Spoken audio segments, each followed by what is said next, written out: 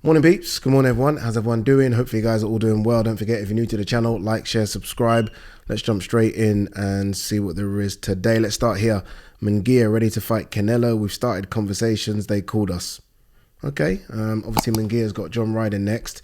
That ain't going to be easy, especially if the John Ryder that turned up against Canelo turns up. Hopefully there's something left in the tank with John, because that was a tough fight against Canelo. But if there is something left in the tank, he's going to cause Munguia problems. I expect Munguia to win, just because he's the fresher of the two. I think he's naturally the bigger of the two as well. I know that sounds strange considering John has fought longer at 168, but when you see the two side by side, I think you can all see Munguia's frame. He's a big guy. But look, I expect that to be a good fight. And then after, we'll see what's next. Surely he isn't in the running for Canelo's fight in May. Surely. I don't know, because, the standout guy is obviously Benavidez, but it doesn't look like Canelo wants to fight him. So who else? Who else? There was some talk about Jamal Charlo. I just don't think that's a big enough fight. I just don't have any excitement for that fight whatsoever. Even though Jamal did look okay in his last performance. So, yeah, maybe. If he can come through unscathed against John Ryder, which I don't see how he does. You can turn around quickly to fight in May. It is possible. Bernard Hopkins believes Gervonta Davis is better than Devin Haney. He beat the better opposition. No. Say what you want about Devin's performance or result, I should say, against Lomachenko. The record books say Devin beat Loma. Gervonta's not beating anyone as good as Loma. Pedraza, no. Leo Santa Cruz, no. Isaac Cruz, no. He hasn't done that. So I'm not quite sure about that statement. I don't know about that. Ultimately, look, it's a great fight. Fingers crossed, it could happen. Who knows, right? It's a big money fight, and sometimes when there's money on the table, as there would be with this one, somehow you make it work. The problem is now Devin Haney is a very big 140 pounder, which is crazy to say, but he is a very big 140 pounder. I think we saw this at the Regis Prograis fight. And Gervonta Davis, I think, is maxed out at 135. He can go up to 140. He's done that. But his frame, his height, his everything, it's a 135 guy. So I don't know how it works. But who knows, right? Money talks in this world. Timothy Bradley, Ryan Garcia can only beat Romero, can't beat Haney, Matthias, Teofimo. Yeah, I agree. Haney's a big ass. Matthias seems to be the boogeyman of the division, and I think Teofimo is the number one in the division. And we know when Teofimo turns up, like when everything is clicking right mentally, he's fantastic. I think we saw that against Josh Taylor, and we saw that against Vasily Lomachenko. Those two wins, are incredible wins. Incredible. That's why for me, although the Vasily Lomachenko wasn't at 130, so it wasn't at 140. For me, he's the best 140 because he beat Josh. And Josh was the man, although Josh had that issue with Jack Cattrall. So, yeah, I agree with Timothy Bradley's take there. Joe Joyce, I'm still here. I'm not retiring. I've got plenty of fights left to be in. Yeah? How old's Joe? Let's have a quick look. Obviously, when you're a heavyweight, you can keep on going even into your early 40s. Joe is 38. It's crazy, the Joe Joyce story. By the way, Joe is back, in March on that Magnificent 7 card. He fights Cash Ali, who's not going to give Joe any problems. That being said, you're coming off 2 stoppage defeats. Where is Joe right now? You don't know, but I expect him to come through that. It's crazy to think, like, how quick someone's story can turn around. Joe Joyce going into that Zhilei Zhang fight was considered by a lot of people to just be below Fury and Usyk. I never thought he could beat AJ, and you guys can go and look at the videos. I said it so many times, but so many people, and understandably so, thought he could beat AJ. People were begging to see him versus Deontay Wilder, and all of a sudden, those 2 defeats, and he's come so far back, and he's fighting Cash Ali. It's crazy, and I do wonder if he came through those Zhilei Zhang performances, those Zhilei Zhang fights, who would he have fought in this mix of what's going on in Saudi Arabia? Would he have fought Wilder? Would he have fought AJ? Would he have fought Ngannou? It's crazy. It's crazy. But look, I'm with Joe. I think there's so many good fights out there for Joe. No shame at all in getting beat by Zhilei Zhang. No shame. Zhang's a problem. And I think Zhang's going to show that in the next 12 months how big a problem he is. A southpaw that big that can hit as hard as he can hit and can box like he can box. No shame whatsoever. But But yeah, Joe can easily get back in the mix. I mean, I'm going to say the name I always say, Martin Bakole. That's the one. I'd love to see that fight anywhere. It doesn't have to be in Saudi. It can be over here. That can headline a card over here. You guys, I don't know if you guys have seen that I did sit down with His Excellency Turki Al Sheikh the other day. Seemed to have been, that interview seems to have like been given good like plaudits. Is that the right phrase? People seem to have liked what Turki has said in that interview. He's clearly a boxing fan, and I didn't know that. Going into the interview, I wasn't quite sure how big a boxing fan he was, but he just seems like a guy that is a boxing fan that just wants to make the best fights that he wants to watch. I know that sounds very simple, but sometimes it is that simple. He's obviously got the backing of trillionaires behind him, and he just wants to see what he wants to see. Like he says, I want to make Bivol Beterbiev, and I want to see the winner of that fight, Opetaya. And it's crazy because I interviewed Bivol about 3-4 weeks ago, and I said, could you move up and fight Opetaya? And Bivol's like, I want to do what I need to do first at 175, and then we'll see. So I'm guessing that whoever becomes undisputed, he wants to make Opetaya. Just because of size, like I think Bivol could beat Beterbiev, but I would prefer to see Beterbiev versus Opetaya, because I think Beterbiev is naturally bigger and stronger, and I don't think the weight jump for him would be too big a problem, whereas Bivol's spoken about coming down to 168. But yeah, look, he said so much in an interview. Go and check it out. It's on DAZN's YouTube page. I asked him about Gervonta Davis and Shakur Stevenson, and he's like, look, I want to work with Al Heyman. I want to see these fights happen. So he's just a big boxing fan. And look, as much as I have my own concerns about what happens to British boxing in terms of just big events over here, we are getting what we want. And for us Brits, Europeans, at least we're not getting them at 6 a.m, 5 a.m. We're getting them at normal times. But yeah, I hope it doesn't mean now that every single fighter wants to go to Saudi. And I understand that they would, because the money's a bit more. But surely we need to kind of work on getting big events, O2 Arena, stadium fights, whatever. Just get big events back here. Fingers crossed. Talking of big events, and I don't know if this is a big event or not, and for me it isn't. Let me get that out there straight away. But there has been a lot of talk recently of Eubank versus Kell Brook. Like, it's talk that doesn't go away. It's not going away. And it's funny because that conversation has been going on sort of in the background for the last couple of years. As soon as Brook beat Amir Khan, and I think Brook initially retired, but then he kind of said, I could be tempted back. Brook's been linked with Conor Benn. Brook's been linked with Josh Kelly, and Brook's always been linked with Eubank Jr. In fact, he's been linked with Eubank Jr. for years. 6-7 years he's been linked with Eubank Jr. And now all of a sudden, it's come back again. And I'm not quite sure why. Again, Brook's not fought since the Amir Khan fight, which I'm guessing, what was that? Was that 2 years ago? Let's have a quick look. By the way, Brook is 37 as well, going to be 38 in May. No spring chicken. Amir Khan fight was the 19th of Feb 2022. So it'll be 2 years. It'll be 2 years in a month. No, I'm sorry. Stay retired. Like, I mean, again, you're not going to see a bigger Brook fan than me. Like, I love it. And sometimes I just sit there and I tweet things like, I just want to hear that ring walk one more time, because I'm desperate to hear it, because it gives me goosebumps. But, I mean, you got to know when time's up. You've just got to know. I mean, that's the key, right? I mean, you've got to know when enough is enough. But it must be difficult. You must get the phone call, or, the phone call. Let's just play hypotheticals here. The phone call from Ben Shalom goes to his manager, and it's a nice figure. And Kell Brook, Chris Eubank Jr., obviously pay-per-view.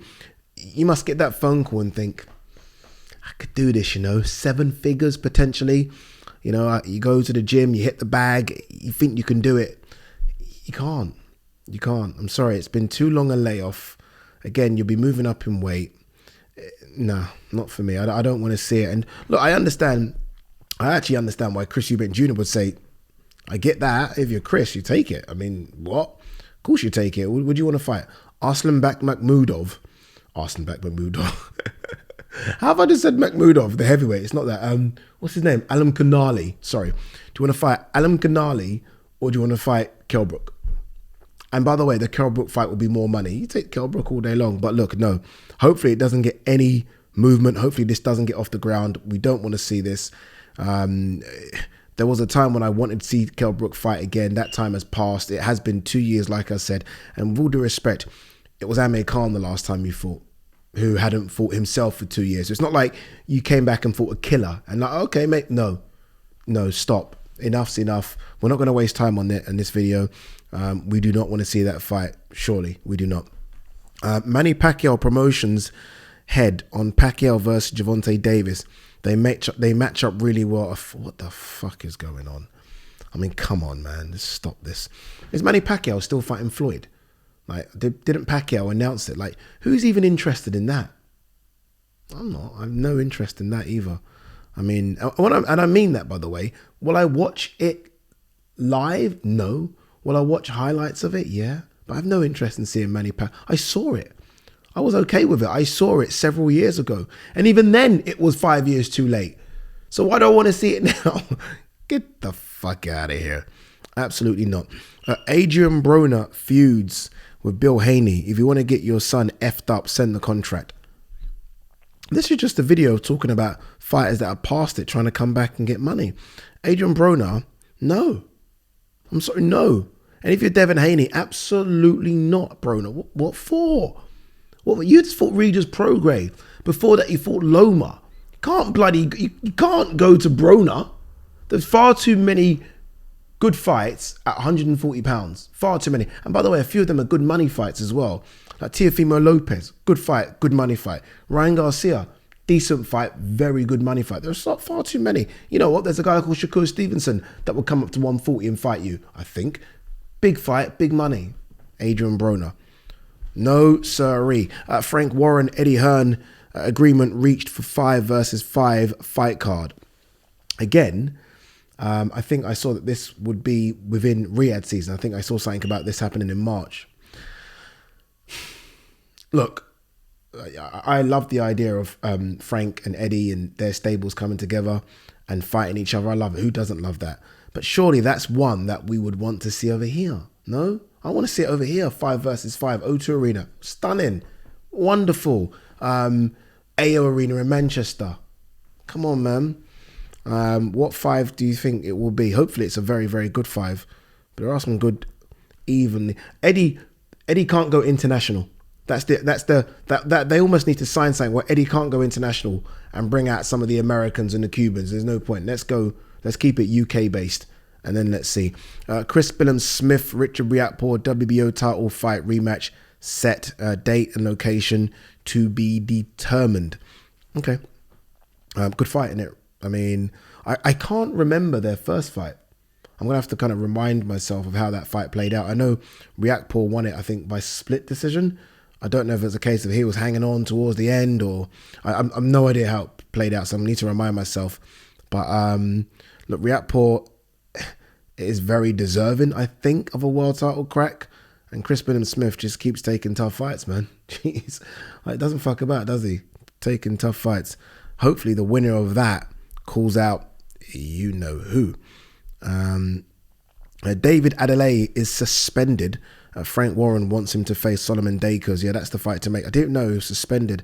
I read about this the other day. He got suspended because after the Wardley fight, and I was there, I can't remember it, he hit out the referee and gave the referee a bit of a body shot. Don't remember that. So I guess he's going to have to go. Is it the British Boxing Board of Control? I'm not quite sure who he'll have to go to. I'm guessing it will be because it was a British title fight. And he's going to have to take his licks, his wounds, get a little suspension. Sorry, obviously he's suspended now. Explain to them, apologise to them, get that suspension lifted and make that Solomon Dakers fight. Ryan Garcia shuts down Jose Ramirez fight. De La Hoya, let me make it clear that's not happening. Those two have the strangest of strangest relationships. At times, it almost looked father-son-esque, right? It did. Now, it's just literally bitter. And obviously, Ryan is locked into the tightest of contracts and he can't do anything. So feels like this is his way of venting. Strange. Honestly, very, very strange. I'm not quite sure what's going on. I did read that Oscar said that other fighters that he wanted to make the fight for with Ryan have kind of priced themselves out. It is what it is. Tasha Jonas, Michaela Myatt this Saturday in Liverpool. I don't know how this fight's going to play out. Obviously, this is £147. I mean, really and truly, I mean, I get it. It's a world title fight at the higher weight class. I mean, this really should be 130, 135, really. I mean, that's where both of these ladies have done good work, right? Have done very, very good work. So it's strange that this is at the higher weight class. Well, I say it's strange. She's not going to vacate the belt, is she? It's normally when the girl coming up, normally the person coming up, sorry, is the one that's smaller, right? And the person that's been at the higher weight class for a long time is the bigger. Obviously, in this instance, it isn't the case. Michaela Myatt is bigger than Natasha Jonas. And to be fair, Michaela, since that Alicia Baumgardner defeat, she has fought at 135, then she fought at 140. So she's slowly but surely put on those extra pounds, which I think is the correct way to do it, rather than just jumping from there to there. I have no idea who's going to win this fight. No idea. Tasha can crack. Michaela might be considered the better boxer, more slicker of the two. Michaela can dig deep and go to a crazy place as well. She can scrap as well. So this should be a good one. Let's not forget, Natasha's 39. 39. So, yeah, this might get tough down the stretch, but should be a good one. Should be a good atmosphere as well.